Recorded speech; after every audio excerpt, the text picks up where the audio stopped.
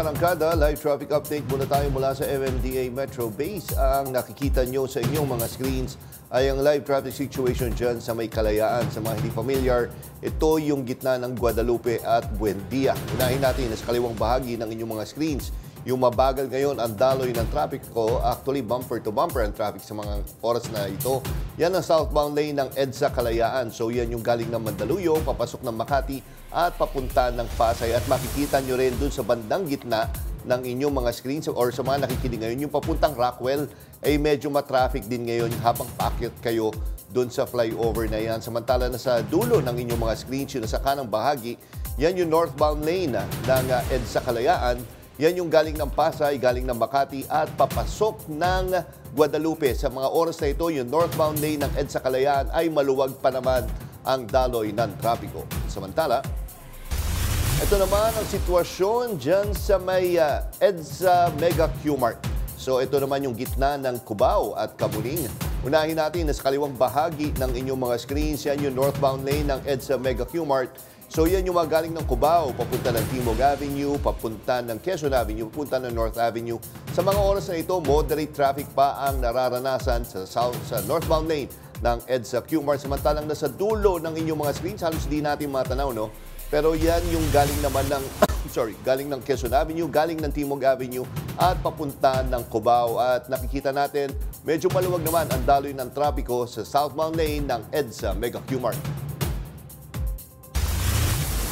September 4, 2025, Huwebes. Mainit na ulit ang panahon. Pero mas mainit pa rin ang usapin sa substandard at ghost flood control projects at national budget. Tara tutukan ang maiinit at makabuluhang issue't balita.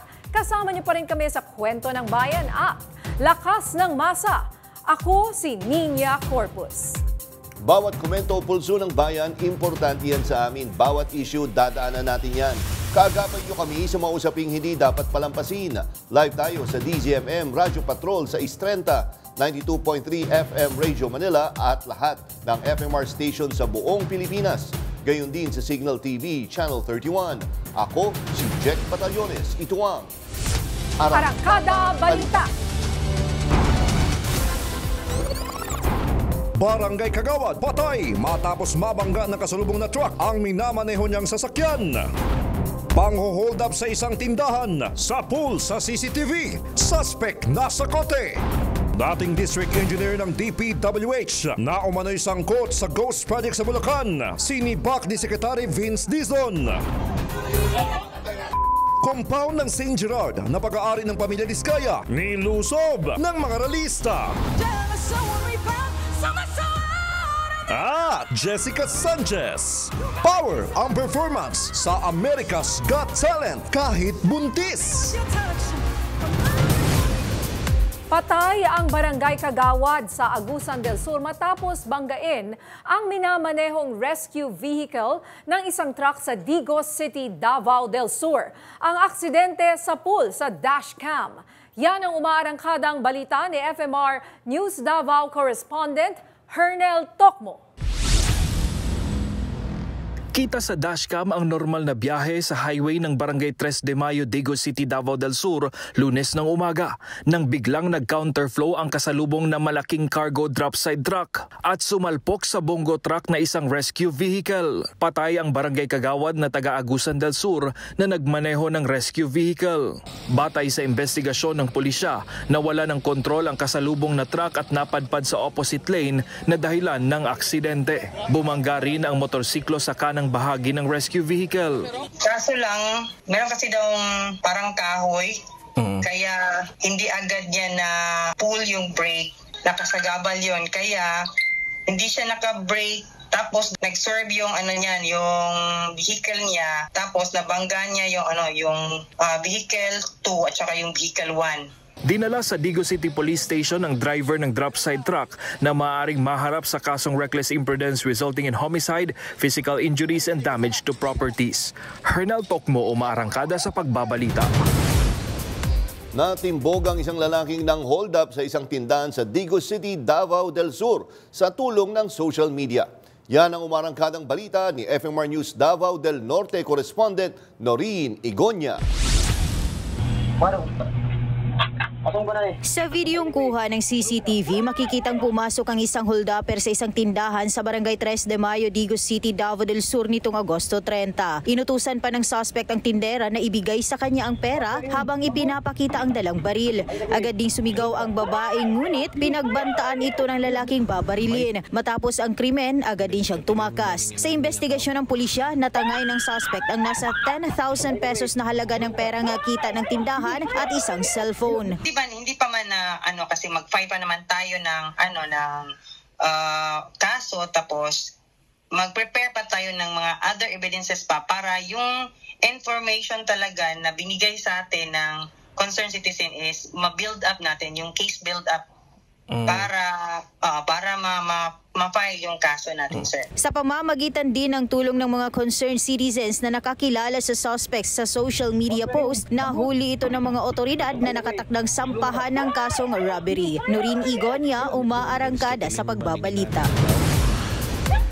Pansamantalang ipinasara ang isang resort sa Talisay City kasunod ng insidente ng sumabog na kemikal. May umaarangkadang balita sa FMR News Cebu correspondent Clark Pasuit. Isinugod sa ospital ang 16 na individual matapos makaramdam ng pagkahilo dahil sa nasinghot na kemikal sa isang resort sa Talisay City sa Cebu. Ang ilan sa kanila nagtamo rin ng paso sa ilang bahagi ng katawan. Nitong Martes ng gabi, sumabog malapit sa pool area ng resort ang isang drum na naglalaman ng kemikal. Sa lakas ng pagsabog, inabot ang mga guest ng resort na nasa gilid ng pool. Base sa investigasyon, sinasabing ang pinaghalong chlorine, muriatic acid at mainit na tubig na isinaboy sa pool ang naging sanhi ng hazmat o hazardous materials explosion. Ipinasara muna ang resort habang patuloy pang iniimbestigahan ang insidente. Clark Pasuit, umaarangkada sa pagbabalita. Sinibak na sa serbisyo si dating DPWH Regional Director Henry Alcantara, epektibo ngayong araw dahil sa umano'y maanumalyang flood control project sa Bulacan. Yan ang umarangkadang balita ni PRTV News Correspondent Christian Bascones. Mismong si DPWH Secretary Vince Dizon ang nagsabing sinibak na sa serbisyo ang Regional Director ng DPWH na si Henry Alcantara. Sa press briefing kanina sa palasyo, sinabi ni Palace Press Officer Undersecretary Claire Castro na inirekomenda na rin ni Dizon ang pagsasampa ng kaso laban kay Alcantara dahil ito sa maanumalyang flood control project sa Bulacan. Bukod kay Alcantara, sisimulan na rin ang proseso ng dismissal laban sa 2 pang opisyal ng DPWH. Nirekomenda na rin ni Secretary Dizon na sampahan ng kaukulang kaso sa Office of the Ombudsman sina Alcantara, Hernandez at Mendoza kaugnay sa mga questionabling proyekto. Kasama na rin sa lookout bulletin ng Bureau of Immigration ang nasabing DPWH officials. Nauna nang sinabi ni Bicol Saro Representative Terry Ridon na posibleng masampahan ng kasong plunder si Alcantara. Magugunita sa pagdinig ng Kamara kamakailan, inamin ni Alcantara na nilagdaan niya ang Certification of Completion para sa 55 million pesos flood control project sa Baliwag, Bulacan kahit hindi niya ito personal na nakita. Pebrero pa dapat sinimula ng contractor na Sims Construction ang proyekto. Sinasabing nabayaran na ito ng 55 milyong piso kahit wala pang itinatayong anumang istruktura. Samantala, nakadagdang maglabas ng kautusan si Secretary Dizon para sa perpetual blacklisting ng Wawaw Builders at Sims Construction Trading na kapwa may ghost project sa Bulacan. Pinasasampahan na rin sila ng kaso sa Department of Justice. Ang Wawaw Builders, ang kontraktor sa 96.5 million peso ghost project sa Bulacan, habang ang Sims Construction Trading naman, ang kontraktor sa 55 million peso ghost project sa parehong probinsya. Christian Bascones, umaarangkada sa pagbabalita. Nag-resign na si Attorney Herbert Matienzo, ang Executive Director ng Philippine Contractors Accreditation Board o PCAB. Kinumpirma ito ni Trade and Industry Secretary Maria Cristina Roque. Epektibo September 3 ang resignation ni Matienzo. Nauna nang ginisa sa pagdinig ng Kamara si Matienzo kaugnay ng umano'y mga maanumalyang flood control projects. Hindi pa lusot sa pananagutan ang Philippine Contractors Accreditation Board o PCAB sa kabila ng pagbibitiw ng pinuno nito. Ayon sa ilang senador, giit nila dapat busisiin ang mga dokumento ng ahensya para mapanagot ang mga flood control ghost projects. Yan ang umarangkadang balita ni PRTV News correspondent Zandro Ochona. Sa Kupang Muntinlupa po yun. Hindi na ikinagulat ng ilang senador ang pagbibitiw ni Philippine Contractors Accreditation Board o PCAB Executive Director Herbert Matienzo. Ito'y matapos kumpirmahin ni DTI Secretary Cristina Roque ang pagbibitaw ng opisyal. Sa isang pahayag, sinabi ni Senador Erwin Tulfo na bagamat inaasahan na ito, dapat ay siguruhing lahat ng mga dokumento na maaaring gamiting ebidensya tungkol sa mga umano'y anomalya sa flood control projects ay maitabi. Hindi rin ibig sabihin na ang pagbibitiw ay absuelto na siya, kaya tuloy pa rin ang investigasyon. Para naman kay Senador Ping Lacson, isang complete overhaul o masusing reorganisasyon ang dapat isagawa ng PCAB board.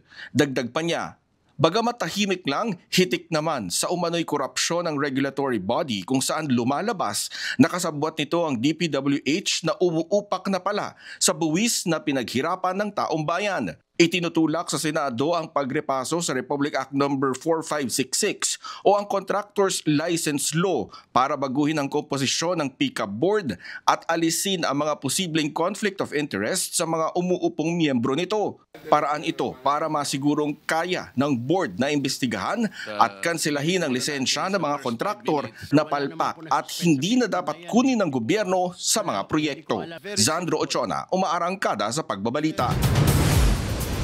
Iniimbestigahan pa ng Commission on Elections ang 3 contractor na umano'y nagbigay ng donasyon sa ilang politiko noong 2022 national elections. Sinabi ni COMELEC Chairman George Garcia na dapat matiyak muna na may nilabag ang mga nasabing contractor sa Omnibus Election Code. Tiniyak niya na pagpapaliwanagin ang mga contractor bilang bahagi ng tinatawag na due process. Gayunman, tumanggi si Garcia na pangalanan ang mga nasabing contractor. Nauna rito sinasabing kasama ang 3 contractor na nagbigay ng donasyon sa kandidato noong 2022 election sa listahan ng mga kumpanyang nakakuha ng pinakamaraming flood control project sa DPWH. Sinugod ng mga rallyista ang isa sa mga construction company ng Pamilya Diskaya sa Pasig City. Pinagbabato nila ng putik ang gate na simbolo ng galit nila sa umano'y malawakang korupsyon. Yan ang umarangkadang balita ni Ryan Paraboles. Pinagbabato ng mga rallyista ang tapat ng compound ng St. Gerard Construction na pagmamayari ng Pamilya Diskaya. Bahagi ito ng kanilang kilos protesta laban sa anilay malawakang korupsyon. Ikinapiko ng mga militanteng grupo ang anilay korupsyon na nagresulta sa matinding pagbaha sa Pilipinas. Tinawag pa nilang magnanakaw ang Pamilya Diskaya. Sabay kinalampag ang gate ng gusali. Matapos ang nangyaring pambabato ay kumuha sila ng putik at pinagbabato rin sa gate. Nag-spray paint din sila sa gusali at isinulat sa mismong logo ng kumpanya ang salitang kurap at kurakot. Hirit ng mga rallyista, dapat na makulong ang mga tiwaling mga kontratista na siyang sangkot sa mga maanomalyang flood control project gaya ng mga Diskaya. Ayon kay Janela Castro, Kalikasan People Network for the Environment spokesperson, nilustay ng mga Diskaya at iba pang kurakot na opisyal ang pera na dapat taong bayan ang makikinabang. At ang kapalit ay nilubog ang maraming tao sa baha. Umalalay naman ang Pasig PNP para tiyakin na walang masasaktan at pigilan ng iba pa sa pagwasak sa mga private property. Ryan Paraboles, sumaarangkada sa pagbabalita. Hindi na naisin ni Pangulong Ferdinand Marcos Jr. na sumiklab ang gulo sa bansa dahil sa imbestigasyon sa maanomalyang flood control projects tulad ng nangyari sa Indonesia. Ito ang inihayag ni Palace Press Officer Undersecretary Claire Castro matapos na sumugod ang mga rallyista sa harap ng St. Gerard Construction ng Pamilya Diskaya sa Pasig. Ayon kay Castro, ang gusto lang ng Pangulo ay ang maliwanagan ang taong bayan sa issue. Nauna rito nagkagulo sa Indonesia dahil sa galit ang mga mamamayan sa malaking allowance ng mga mambabatas. Hindi po na naisin ng Pangulo na ganito ang mangyari. Sabi nga po ng Pangulo, sinusunod po natin ang due process. Sa mga kapwa natin Pilipino, ang pag-iimbestigang ginagawa po ng Pangulo, ang pag-uutos na imbestigahan lahat, ay para din po sa taong bayan. Pero hindi po ninanais na magkaroon ng kaguluhan dahil lamang sa may mga maling information. Kumambyo ang ilang kongresista mula sa una nitong rekomendasyon na ibalik ang 2026 National Expenditure Program sa Department of Budget and Management. Sa isang panayam sa DZMM Radyo 630, ibinahagi ni Antipolo City Representative Ronald Puno na pinulong sila kagabi ni House Speaker Martin Romualdez kaugnay ng kanilang suhestyon. Ayon kay Puno, tila pinakalma raw sila ng Speaker matapos magbantang hindi sisipot sa mga House hearing kaugnay sa budget kundi ito isusoli sa DBM. Muli raw silang pinaalalahanan ni Romualdez ng kanilang tungkulin at pinayuhang ilabas ang kanilang mga saloobin sa Infracom hearings. Ayon naman kay House Speaker, House Spokesperson Princess Abante, bagamat nagbago ang isip ng mga kongresista, hindi ibig sabihin nito ay tapos na rin ang kanilang panawagang itama ang ilang budget sa NEP. Hindi nagbabago yung panawagan na ang pagtatama ay dapat manggaling sa DBM. Hindi dapat yung House pa ang magtatama ng mga problemang dinadala nila sa Kongreso. Sa aming pagbabalik, Education Secretary Sani Angara kinumpirma na dinagdagan ng Kamara ang budget para sa edukasyon. Marami pang maiinit na balita sa pagbabalik ng Arangkada Balita.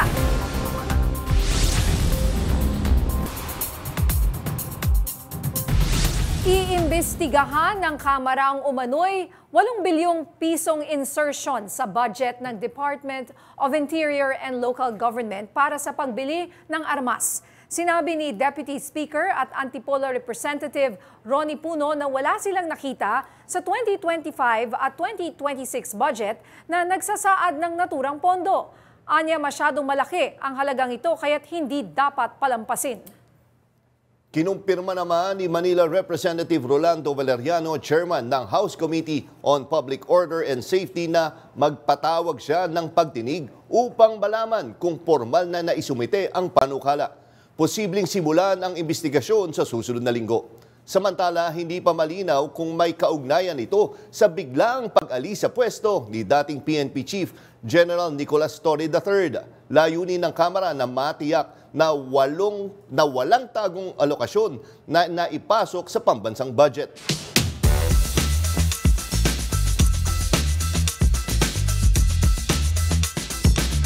Makakausap natin live via phone patch si Manila 2nd District Congressman Rolando Valeriano. Magandang hapon po, Congressman, and welcome sa Arangkada Balita. Magandang hapon po at magandang hapon sa lahat ng nakikinig at nanonood sa Arangkada Balita po.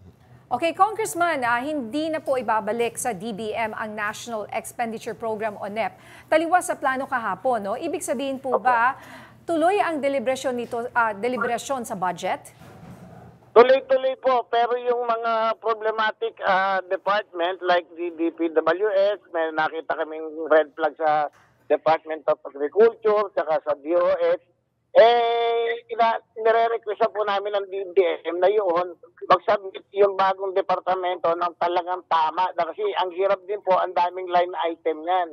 So, para rin naman sa makatulong sa Pangulo na huwag ma-delay yung budget at huwag maging re-enacted, minabuti po namin kagabi na ituloy-tuloy na lamang kaysa ibalik nga namin at yung mga problematic department na lang yung busisi ng DBM. And Congressman, bakit tubig iyon? Buti ho ay napakiusapan kayo na nagbago po ang inyong stand po. Ano po yan? Stand po ng liderato ng Kongreso. Consensus po yan. At tingin ko naman, tama rin naman po, parang hindi na rin masyadong madelay. As a matter of fact, we are willing to forgo with our yung vacation. Yung break po ng Congress, hindi na kami mag-break. Pero dahil po sa development na to, siguro, makakasave kami ng mga 2 linggo. At matapos din namin. Gusto rin po namin matapos yung NEP, yung magkaroon ng ex-gab para naman sabay umabot po tayo ng Disyembre. Importante rin po na kasi na yung budget natin ay hindi re-enacted.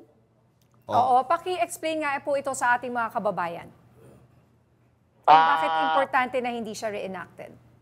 Kasi po, pag re-enacted yan, ibig sabihin, lahat po nung nangyari na nung nakaraan, uulitin na lamang po at hindi po maganda sa atin yun. Dahil nga, wala na yung power of the first, second, marami pong mga infrastruktura na sana sa ngayon mapondohan, maraming mga health facility o healthcare na dapat mapondohan ngayon. Hindi po mapopondohan yun dahil kung re-enacted nga, bali hahanapan na lamang ng pondo yun yung sa nakaraang budget na ano niya. So, importante po talaga ngayon na matapos yung 2026 budget para nang sa ganun po, mailatag lahat ng mga proyekto at lahat ng layunin na administrasyong Marcos po. And Congressman Bali, tama ho ba yung pagkakaintindi ko? Ang gagawin ay yung mga problematic or may mga red flag, yun na lang yung talagang bubusihin at tatanungin. Apo, kasi like in the part of DPWH, bago na naman po yung secretary nila, magaling po yun, si Secretary Vince Bison. Marami po kami na kasing nakikita na merong mga double entry, pero yung iba naman po na kasi parang phase 1, phase 2, yung bang hindi naman natapos na proyekto o talagang kulang yung budget, dinagdagan ngayon.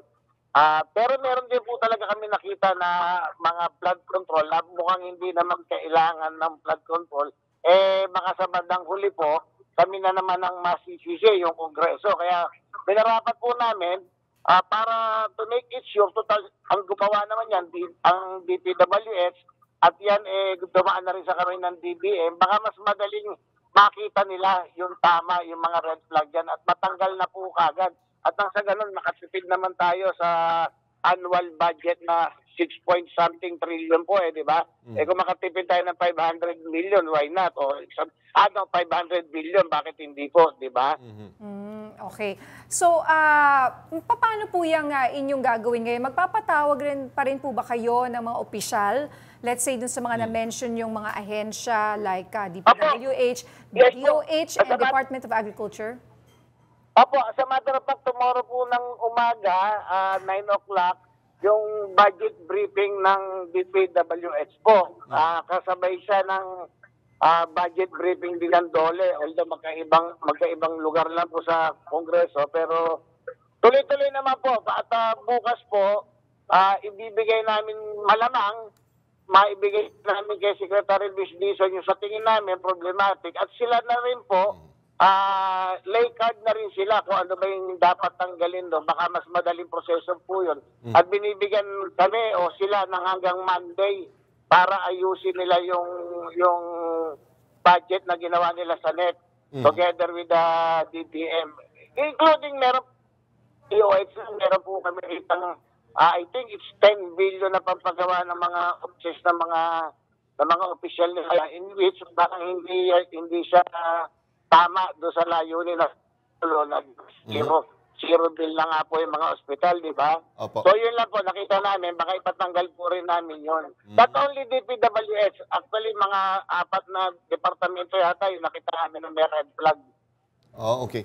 Congressman, ganito, no? May mga term kasi, actually, yung mga pangkaraniwang nanonood, no? Yung mga sinasabi, meron kasing term na sinasabing budget realignment, na legitimate naman. Anong pinagkaiba nito pag sinabi nating insertion po?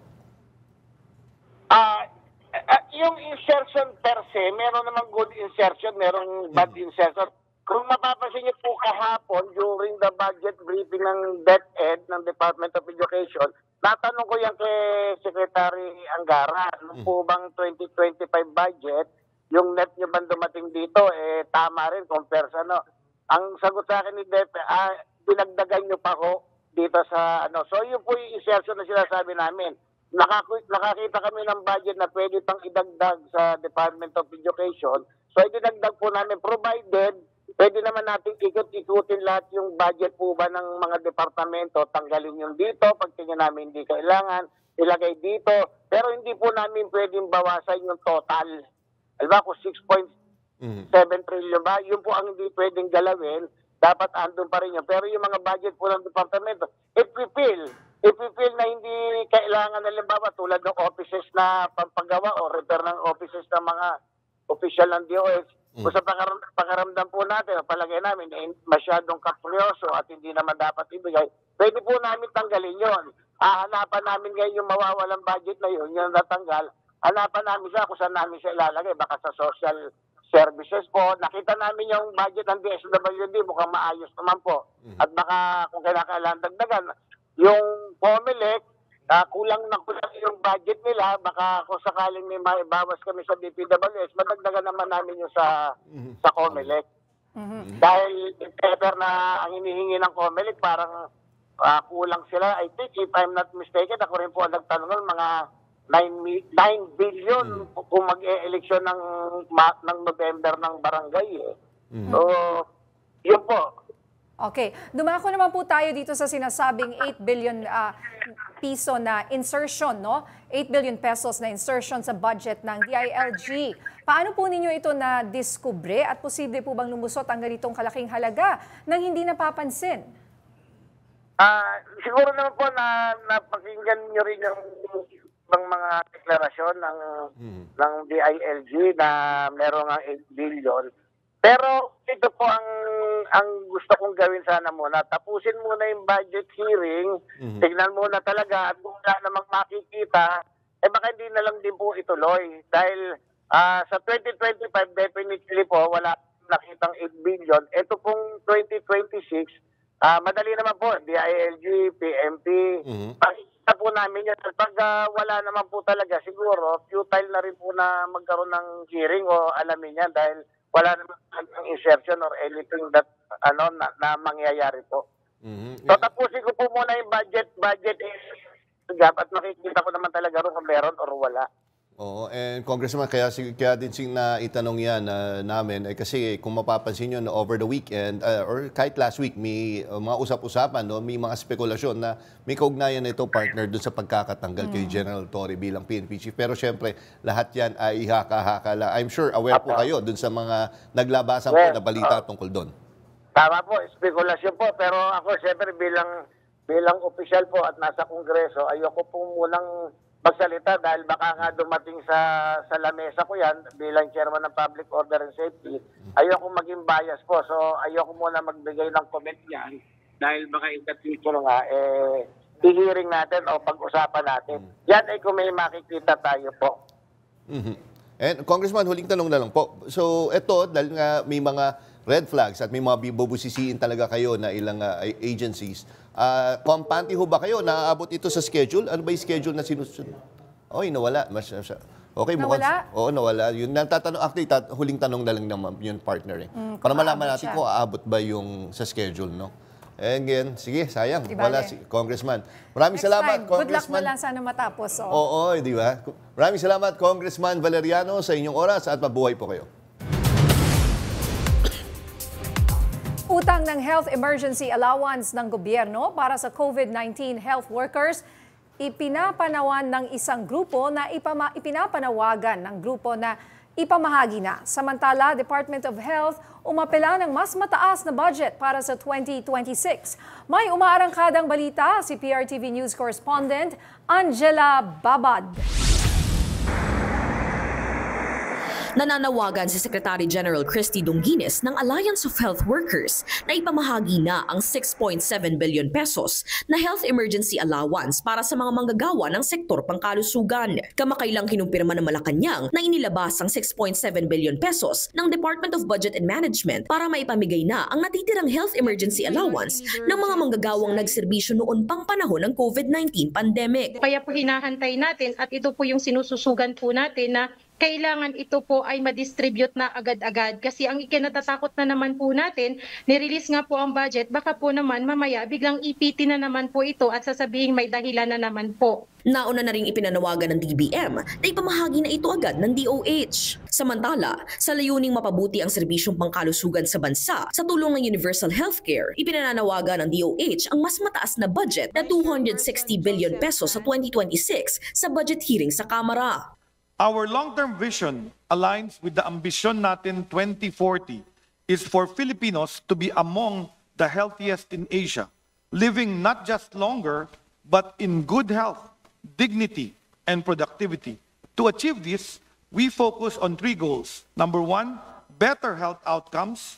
Number 2, stronger health systems. And number 3, access to quality healthcare for all Filipinos. Sa ilalim ng mandatong Sa Bagong Pilipinas, bawat buhay mahalaga, ipatutupad ang pagsasaayos ng mga ospital at healthcare facilities para may pagpatuloy ang zero balance billing. Ang pagdadagdag ng bagong urgent care and ambulatory service o bukas centers para sa mga emergency, pagpaparami ng specialty centers gaya ng lung and cancer care, at pag-abot ng national immunization para patibayin ang herd immunity sa bansa. Angela Babad, umaarangkada sa Pagbabalita. Hawak na ng Bureau of Immigration ang 28 luxury cars na pag-aari ng pamilya Diskaya.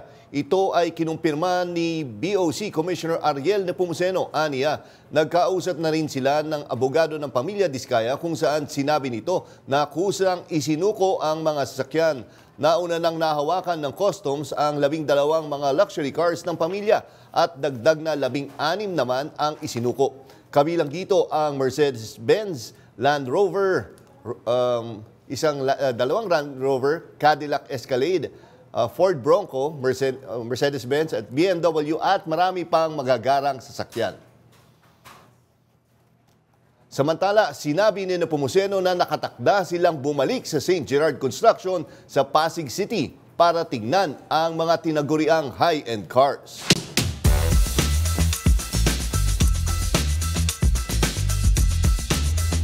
Para pag-usapan ang naganap na Infracom hearing noong Martes, makakasama natin live dito sa PRTV Prime Media Studios ang co-chairperson ng House Infrastructure Committee at Bicol Saro Party List Representative Terry Ridon. Magandang gabi po, Congressman Ridon. Welcome po sa Arangkada Balita. Magandang gabi, maraming salamat sa pag-imbita. Gusto ko tanungin, kumusta ka na muna? Congressman Terry, kasi you're parang ikaw rin yung isa sa mga men of the hour. Okay naman, tuloy lang. Laban lang po, mga kaibigan. May boses ka pa? Meron pa rin. Pero napagod na siya. Pero yun nga, Congressman, nakita mo kung gaano kainit yung kahapon. Mahirap pa pakalmahin yung, kita mo naman, nagsasagutan yung dalawang kasama mo. Well, karapatan naman nila magsagutan dun sa komite. No? So, I think bahagi yan talaga ng parliamentary procedure. Pero very important po, na resulta po nitong House hearing nung Martes, una, nag-resign na si Atty. Matienzo, yung Executive Director ng PICAB, no? Tapos pangalawa, syempre, sinibak na si Engineer Alcantara. Yung dalawang mga tao pong ito, extensively interpellated ng House members at marami yung mga na-extract na admissions mula sa kanila. But now that they've resigned, pwede pa ba silang ipatawag uli? I think so. Talagang walang, I mean, porket nag-resign. Hindi porket nag-resign ka, tapos ka na. So, salang ka ulit. Like, for example, the former DPWH Secretary Bonoan, who said na hindi na kasi siya DPWH Secretary. Hindi, syempre on policy questions, hindi na talaga siya kasali doon. Pero for example, pagka na-link siya in an anomalous contract, may nagturo sa kanya na hindi kasama siya dito sa kontratang ito, I think we will be compelled to invite him. Similarly to every other person na mapapangalanan po. Ano po ba yung proseso? Does somebody, may congressman ba dapat na mag-file ng motion na ipatawag si ganyan? Hindi, wala naman. So, kasi we do it on a project-to-project basis. No? So, tapos na kami more or less dun sa yung Ghost Project sa Baliwag, Bulacan. So, more or less, alam na namin kung sino dapat yung mga kasuhan dyan, gano'n kalaki yung proyekto, sino yung mga personalidad behind it. No? Ito nga bago nga, yung brinake po namin ngayong araw na ito. Yung pong WOW Builders, yung 96 million po na in-inspect ni Secretary Dizon na Ghost Project daw po, parang hinahabol lang ngayon na itayo. Ito po ay hindi NEP-originated project, which was like the old, yung pong tatlong mga proyekto nung nakaraan. This is not an HGAB, yung House proposal, it's a bicameral conference committee proposal. No? Ibig sabihin, sumulpot na lang po yung proyekto na yon sa General Appropriations Act for 2020. Ito ba yung mga tinatawag na insertion? Yan, isa yan sa mga insertions na pinag-uusapan at kailangan natin malaman sino yung proponent, kung senador ba ito o congressman, kasi sa bicameral conference committee, senador at kongresista po yung mga miyembro po nito. So it's either a senator or a congressman? Yung proponent ng line item, yes. Oo, so, teka, sino kaya yun? Wala pang... Sino po yun? Well, kailangan, hindi ko alam. Kailangan natin... It's a mystery. Pero yun nga, pero it would be one of the lawmakers, no? Kailangan natin malaman from yung mga bicameral conference committee members po ng 2024. And then pag nalaman na ba't ka naglagay ng ganyan na ghost project, nag-insert siya ng ghost project? Hindi naman natin sinasabi na kasangkot na siya sa nag-ghost, no? Pero ibig sabihin, kung proposal na yun, dapat malaman natin bakit naging ghost project yan. Kasi 2024 pa to eh.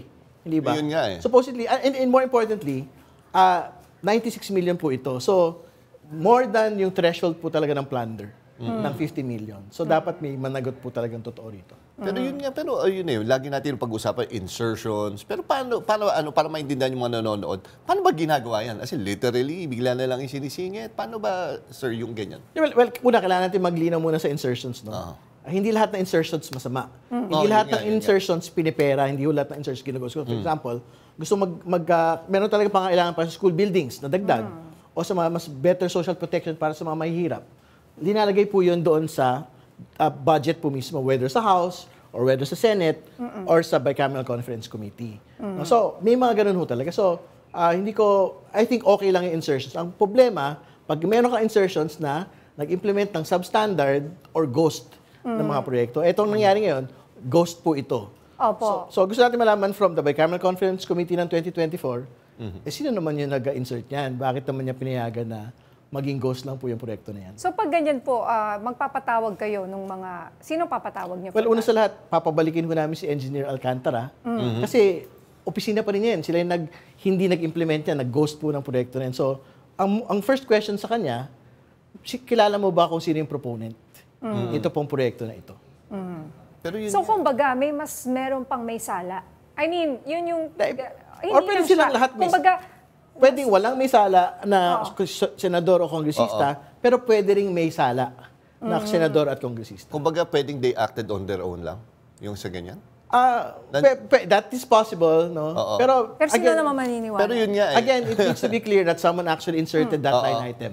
And it wasn't the DPWH. Yeah. Kasi for example, dun sa yung naunang mga proyekto, sa Baliwag, na substandard tsaka ghost, yung sininasat namin ng Martes, nasa NEP yun eh. Ibig sabihin, inamin ni District Engineer Alcantara na siya mismo yung nag-propose, siya mismo yung nag-implement. Ibig sabihin, walang congressman. Walang nagsabi sa walang kanya. Senador na nagsabi sa kanya. On his own. Ibig sabihin, pinopose niya talaga. So, pumasok sa NEP, pumasok sa GAA. Etong isa, wala. May nag-insert na senator or congressman. Kasi wala yun sa NEP eh. Wala yun sa executive proposal. Ito, pumasok yan dun sa GAA na mismo, yung budget law na mismo. So, saan yung pumasok? Sa Bicameral Conference Committee. So, example, it's one of your colleagues, a congressman, or one of the senators, ang nag-insert nito, pwede niyong ipatawag yun. Talagang invite namin siya na magpaliwanag. Okay. So, anong reaction niyo po doon sa sinasabi ng marami na ang hirap naman mag-imbestiga ng ating mga mambabata sa kanilang sarili? So, kumbaga, may mga reaction, I'm sure you've heard over and over again, naglolokohan lang tayo dito. Ano po ang inyong masasabi dyan? Well, halimbawa, yan na nga. Ito, very exact case, no? Congressional insertion. Pag napangalanan si Congressman A, imbitahin talaga namin yan sa komite. No ifs, no buts. Kung nasa example, nasa Amerika, na ospital, paano kung bigla siya may health problem? Paano pag gano'n? Well, antayin natin makauwi. Isasalang natin. Kung sakali ay former secretary... kung hindi na umuwi. Yun. Ano yung tanong mo po? Kunyari, former DPWH secretary na senator na ngayon. Hindi, imbitahin natin yun. Ibig sabihin... Pero di ba may sinasabi interparliamentary courtesy for... Hindi, ibig sabihin, siyempre, interparliamentary courtesy, you will be invited, pero siyempre, you have the right to refuse. Yun yung meaning ng courtesy. Ganon din naman with other House members. Kasi medyo, medyo mabigat na yun. Pag halimbawa, napangalanan siya, halimbawa, si District Engineer Alcantara, sinabi niya na si Congressman A yan, Senator B yan. Pupunta ka ba pag ganon? Ano po? I mean, kung pupunta ka. They are not compelled. They can say, no, ayokong pumunta or hindi ako pwede. Siyempre, courtesy nila yun eh. As House members, for example, or Senator, parliamentary courtesy, di ba? Pero, siyempre, o di wag ka magpaliwanag. Pero, tutuloy pa rin yung investigasyon. Pero kung gusto mo malinis yung pangalan mo, at nadawit ko, pumunta ka doon para mabigyan. Kasi mabigat talaga yun. Kasi line item yun eh. Wala namang atrasan yun. Papangalanan ka ng district engineer eh. Which is why do you continue to do what you're doing? Kasi kumbaga, you're being criticized. Also, I'm sure you're aware. Damn if you do, damn if you don't. Parang ganun yung sitwasyon mo eh. Mag-imbestiga ka, galit sila. Hindi ka mag-imbestiga, galit sila. So, tanggap namin yun bilang bahagi ng trabaho po natin. Pero katulad ng nakita natin ngayong araw na ito, sinibak na si Alcantara, sinibak na si Machenzo, nag-resign na si Machenzo. Ang pakiramdam ko, malaking bahagi po nun, yung po aming pagsisiyasat ng Martes. Oo nga po. Tsaka yung si Alcantara mismo, bukod sa umamin na nga siya, nagkakasino siya, umamin pa dun sa hearing nyo noong Tuesday na pumirma siya na hindi niya chinecheck. Tama po ba, di ba? I mean, Parang ang dali sa kanyang umamin, ano? Well, ganun lang, ano? Tinanong na sa amin yan noong nakaraan. Pero alam nyo, yung pag-amin kasi, it actually binds you eh. So, kumbaga, it's an admission against interest for lawyers eh. Parang wala ka na atraso, inamin mo ni. Ibig sabihin, nung sinabi mo na nagkulang ka, kumbaga, may mga depensa ka na lang. Na parang, hindi, negligent ako, ganito. Pero ang sabi ko nga, alam mo, hindi negligence eh, kasi ikaw yung boss ng opisina. So talagang you intended na perahin yung pong 55 million na yan. So with this new example, siya pa rin involved, you intended, my friend, para pirahin yung 96 million po na Ghost Project. Sir, sino yung na-discover nyo? Sino yung contractor na involved dito? Wawaw Builders. Ito yung hindi nagsasalita. Ito yung tinanong sa Senate hearing na, may Ghost Project ba kayo? Yes or no? Ang sagot niya, I invoke my right against self-incrimination. Siya yung nakatungo yung maraming memes na ano. Si Mr. Arevalo. Oo. Yung parang kawawa. Yung Parang kawawa. Parang maaawa ka sa itsura niya. Congressman, anong reaction nyo in partner ninyo? Pag nagbasa ka rin, sinasabi, fall guy lang daw itong mga, hindi lang yung sa Wawaw, I mean si District Engineer. Parang siya na lang yung malalaglag dito. I mean, of course, ang gusto ng mga tao is makita kung hanggang saan naabot yung investigation nyo. Sino yung mananagot dito? Well, una sa lahat, walang fall guy kung ikaw yung boss ng opisina. Kung ikaw yung nakita doon sa lifestyle mo, magaganda yung mamahalin yung mga relo mo. Di ba? Walang fall guy doon. Talagang main principal pa rin siya. Pero like for example, pero ito nga, itong sa 96 million case, very important na malaman nga natin, meron ba talagang involved dito na senador o kongresista? Kasi it is an insertion. So yun ang aabangan talaga ng taong bayan, ano? Kailan po ba itong susunod? Well, kami po sa Tuesday, magkakaroon po kami ng panibagong investigasyon. At Ito na yung Wawaw. Hindi pa. May mga, syempre, kailangan pa namin buhay. Ngayon lang namin nalaman eh. So I think ito po, more of an exposition po dun sa Diskaya-linked firms. Yung pong Tuesday. Speaking of Diskaya, papatawag niyo pa rin. Nagsasapi na kami para for Tuesday. Pati para sa Wawaw, mga kasama Diskaya. na Wawaw, Diskaya. Tsaka yung original po na Ghost Project, yung Sims Construction Trading. Na hindi kasama sa top 15, pero ginost po yung 55 million pesos. And Congressman, bilang sa Infracom, no, alam naman natin nagagawa din ng investigation ng Blue Ribbon Committee ng Senate. Ano magiging pinagkaiba niya? Kasi may sinasabi, yung sa Senate daw parang more on, wala naman talagang gustong yung parang masolusyonan yung ghost projects about sa flood control. Parang may mga personalities na gustong pagtuunan lang. I mean, paano maiiba yung ginagawa ng Kamara? Hindi, ayoko naman siyempre gumawa ng pagkukumpara dahil po equal body naman po yung Senado at Kongreso. Pero sa amin po kasi very methodical naman po yung kumbaga may aktual na mga paghahanda. Ibig sabihin, kino-confront po yung mga witnesses po at resource persons ng mga dokumento na pinirmahan nila. So ibig sabihin, talagang meron kaming real attempt para maging logical yung pong proseso ng pagpapanagot. No? Kaya namin sabihin talaga na tingin ko kaya nang ikasa yung plunder dito po sa ilan sa mga sangkot sa mga ghost projects.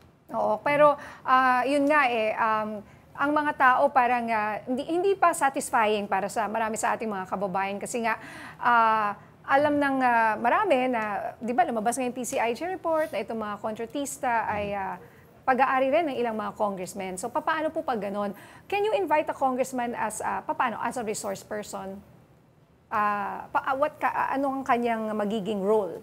Well, like what we had already stated, pagka talaga napangalanan ka in an anomalous transaction, talagang compelled kami na, invite ka namin, salang ka dyan. Bahala ka kung ayaw mo sumalang dahil House member ka, pero we will terminate after kung ayaw mong sumalang or gusto mo, terminate namin, ipapadala namin agad sa Independent Commission. Bahala sila mag-dispose para wala din masabi yung tao na meron din kaming takipan na gagawin sa mga kasama ko namin. Actually, Congressman, kaya ako natanong yung question ko earlier kasi may nabasa akong statement nyo about yung sinasabi na parang may tila naglilisa. Of course, yun sila, Congressman Toby Chanco, Egay Erice.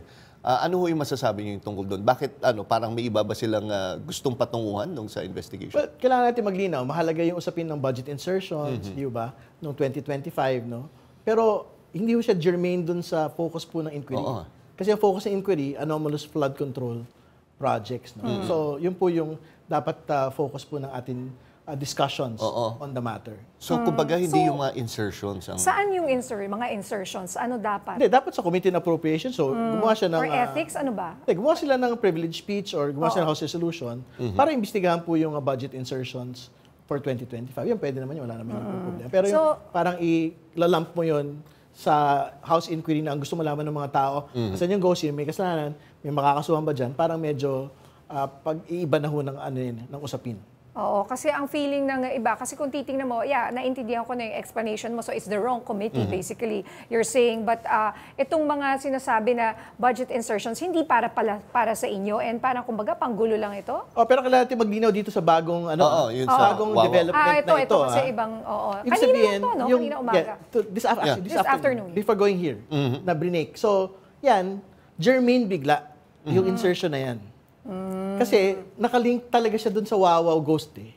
So parang kaya kailangan talagang matanong yung Bicameral Conference Committee. But, ang question ko lang, kung ayaw mag-attend nung, let's say, senator or congressman na involved, di para saan pa? Hindi, meron pa naman District Engineer Alcantara eh.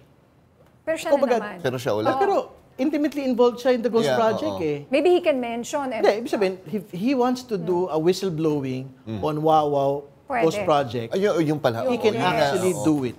Yes. Or kahit sino po, district engineer or contractor na pwedeng Kasi pag tinurunan niya kung sino yung, involved yung senador dyan, involved yung congressman dyan, edi tapos na yung usapan. Pero so far, wala pa nagpaparamdam na gustong wala pa. Pero that's a big thing to find out na etong si Alcantara na ngayon talagang ino-ostracize, ang daming kaso, left and right plunder, pwedeng maging whistleblower. So, hindi, ibig sabihin, the stage is there. Kasi yung sa Ghost Projects nang nauna, okay, edi ano lang yun eh. Parang siya lang talaga yun. Pero ito, the stage is set. Kung gusto niya magturo, kung sino man yung proponent dyan, yan na po yun. At wala kang sasantuhin. Mapapangalanan sila eh. Alright. Mensahe nyo na lang, Attorney Congressman Terry Redon. Tuloy ho yung investigasyon kung sino man yan. Lalo na dito po sa budget insertion po na ito sa Wawa Builders. Alright. Good luck. Good luck. Maraming salamat, Congressman Terry, sa pagpasyal dito sa Arangkada Balita. Maraming salamat, sir, at good luck next week. Thank you. Thank you, Kong. Sa aming pagbabalik, security guard na na-video hang sinasaktan ng isang service dog, sinuspinde. Marami pang mainit na balita sa pagbabalik ng Arangkada Balita.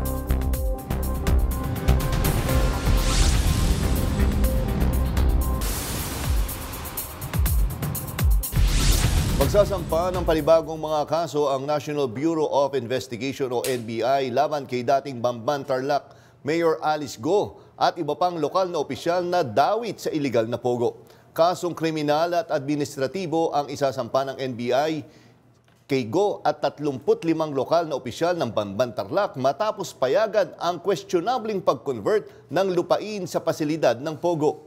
Maharap ang mga ito sa paglabag sa Anti-Graft and Corrupt Practices Act at Revised Penal Code. Ganon na rin ang gross misconduct, serious dishonesty at conduct prejudicial to the best interest of service. Ayon kay NBI Director Jaime Santiago, ihahain ang mga reklamo sa Office of the Ombudsman.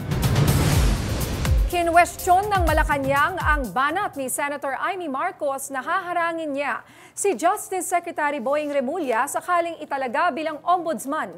Sabi kasi ni Senator Amy kung maging ombudsman si Remulla, tatargetin lang nito si VP Sara Duterte. Posibleng parte raw ito ng plano para ipakulong ang bise bago ang 2028 presidential elections matapos hindi magtagumpay ang impeachment case. Pero ayon kay Palace Press Officer Undersecretary Claire Castro, walang dapat katakutan ang mga Duterte kung wala naman itong kasalanan.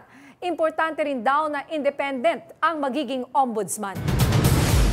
Isinusulong ni Batangas Representative Leandro Leviste na babaan ng value-added tax sa mga bilhin, ngunit agam-agam ng ilan. Ano kaya ang magiging kapalit nito? Narito ang umarangkadang balita ni PRTV News Correspondent Mari Ocampo.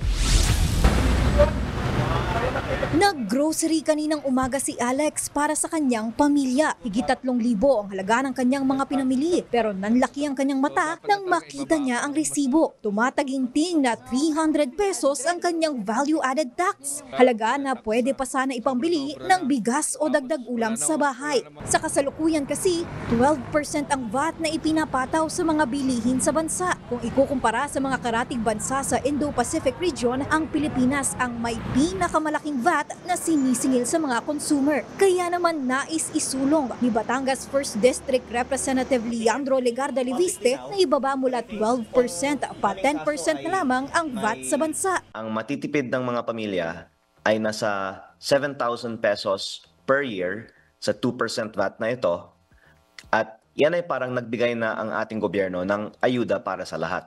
Para sa consumer na si Betong, magandang balita man ang panukala. Malaki ang agam-agam niya na baka pasanin din ito ng mga ordinaryong Pilipino. Sana hindi ganon yung mangyaring pagbabawas. Hindi magbabawas ng konting-konti tapos magdadagdag na napakarami. Ito naman ang iniiwasang mangyari ng kongresista, kaya naman para mabawi ang mawawala ng gobyerno, nais niya na bawiin ito sa ibang paraan na hindi pa kailangang mangutang ng bansa at hindi ito babawiin sa mga mamamayan. Aniya, dapat babaan ang government spending ng bansa. Bukod pa rito, nais din ng kongresista na patawan ng tax ang pinakamayayamang tao sa bansa. Matagal ko nang iniisip na masyadong mataas ang ating VAT na tax na binabayaran ng mahihirap, at masyadong mababa ang ating tax sa mga mayayaman. Ang isang paraan para mag-tax sa mga mayayaman ay i-tax natin ang kanilang mga bahay. Tingin ni Leviste, magandang paraan ang pagpataw ng tax sa mga bahay ng mga bilyonaryo dahil hindi na itataguan niya ang isang bahay at wala silang magagawa kundi magbayad ng kaukulang tax dito. Para sa mga kagaya ni Betong at Alex, isang magandang hakbang ang panukala upang mas mapagaan ang bulsa ng mga Pilipino sa gitna ng mataas na presyo ng mga bilihin. Given sa mga situation ngayon, lahat tinatax tapos ang dami lang din nangungurakot. So, better off na bawasan na yung VAT na yan kasi bawat kilos ng mga mamamayang Pilipino, puro lahat tinatax na. Mari Ocampo, umaarangkada sa pagbabalita. Isang endurance athlete ang aabot na sa 200 araw sa paglalakad para malibot ang buong Pilipinas at makamit ang Guinness World Record. Alamin kung sino siya sa umarangkadang balita ni FMR News Davao del Norte correspondent Noreen Igonya. Mainit na tinanggap ng Cotabato City si Ferdinand de la Merced o mas kilala bilang si Philippine Looper nitong Martes, Setyembre 2. Ito na ang ika-177 nga araw ng kanyang paglalakad sa kanyang layuning malibot ang bansa mula Batanes hanggang Hulo sa pamamagitan lamang ng paglalakad. Start ako nito ng January to sa Luneta, then umakit ako ng Batanes, tapos bumaba ako ng Batanes, dire-diretso na rito sa Cotabato, day 197. Ngayon, papasok dapat ako ng Hulo para bumalik ulit ng Zamboanga, then papunta naman ako ng Cagayan de Oro bago puwasok ng Cebu, Iloilo, Bacolod, then Palawan, may Maropa natin bago bumaba ng Batangas, Cavite, saka Luneta ulit. Sa tagal ng kanyang paglalakbay, dumami na rin ang supporters ni Philippine Looper. Kaya kanya ring ipinaabot ang kanyang pagpapasalamat sa mga lokal na pamahalaan ng mga probinsya sa Mindanao na kanyang nadaanan dahil naramdaman niya ang suporta ng mga ito. Si Philippine Looper ay isang endurance athlete na nag-umpisang maglakad na nakapaa Enero nitong taon at target mapuntahan ang nasa 82 nga probinsya sa buong bansa para makamit ang Guinness World Record. Ngayon ay narating na niya ang bayan ng Sultan Kudarat. Noreen Igonya, umaarangkada sa pagbabalita. Dinagdagan ng House of Representatives ang budget para sa Education Department bilang pagkilala sa halaga ng pag-aaral sa mga kabataan at alinsunod sa kautusan ni Pangulong Ferdinand Marcos Jr. Sinabi ni Education Secretary Sani Angara na hindi totoo na binawasan ng Kamara ang budget para sa edukasyon. Sa pagdinig noong Miyerkules, tinanong ni Manila Representative Rolando Valeriano si Angara kaugnay sa 2025 national budget. Aniya, sa 1987 Constitution, nakalagay doon na dapat mataas ang budget na alokasyon para sa DepEd. Ayon kay Angara, dinagdagan ang budget ng kagawaran kumpara sa Public Works and Highways Department.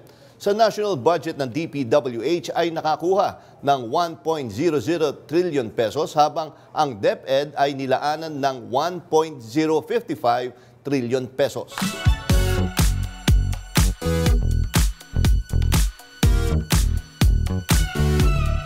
Muling pinabilib ni Jessica Sanchez ang judges at audience ng international singing show na America's Got Talent.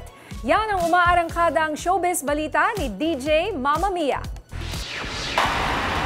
Very much pregnant pero very powerful din ang vocals ng Filipino-American contender na si Jessica Sanchez sa quarterfinals ng America's Got Talent. Flawless ang buong performance ni Jessica na deserving ng standing ovation mula sa audience. And obviously, hindi nakaapekto sa quality ng kanyang boses ang kanyang big belly. Nasa 8th month na ng kanyang pregnancy si Jessica. Muli ring pinabilib ni Jessica ang AGT judges sa kanyang extraordinary rendition ng katang Ordinary ni Alex Warren. Ako po si DJ Mama Mia ng FM Radio Manila, umaarangkada sa Showbiz Balita. At yan ang mga balitang umarangkada ngayong araw. Ako si Nina Corpus. At ako naman si Jack Batallones. Para hindi mahuli sa usapan, kapit lang hanggang sa susunod na Arangkada Balita.